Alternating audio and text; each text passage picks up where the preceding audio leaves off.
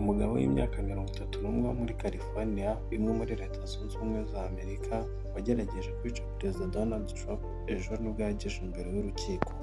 Uyu mugabo kandi witwa Thomas ari w'imyaka 31 yanarezwe ibyaha birimo gutunga imbunda, aho uyu mugabo igihe yageraga imbere y'umushinjacyaha i Washington DC ntacyo yigeze avuga ku byaha byose aregwa.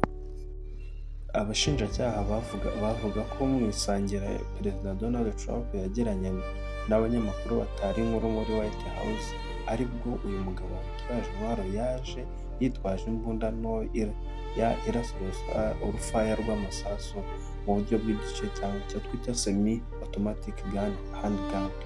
Iyi mbunda yaje yitwaje n'ibyuma bitatu, ndetse bivuga yuko ubwo yanyuraga ahari hari bariyeri yagerageje kwihuta kugira ngo bataza kumusaka bakamufatanya ibyuma.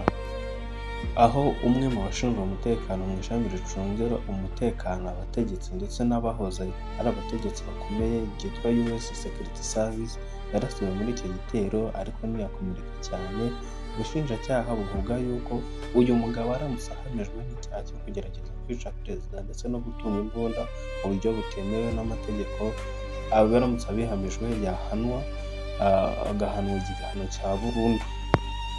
Yambaye umwenda ufatanye hejuru no hasi mu ibara ry'ubururu ririho ikirango kiriho izina rye. Ukekwa yagaragaye mu rukiko atuje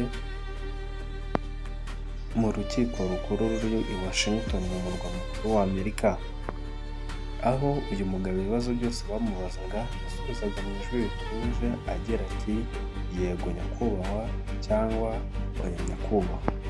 Avuga imyaka ye ndetse nuko afite degree ya masters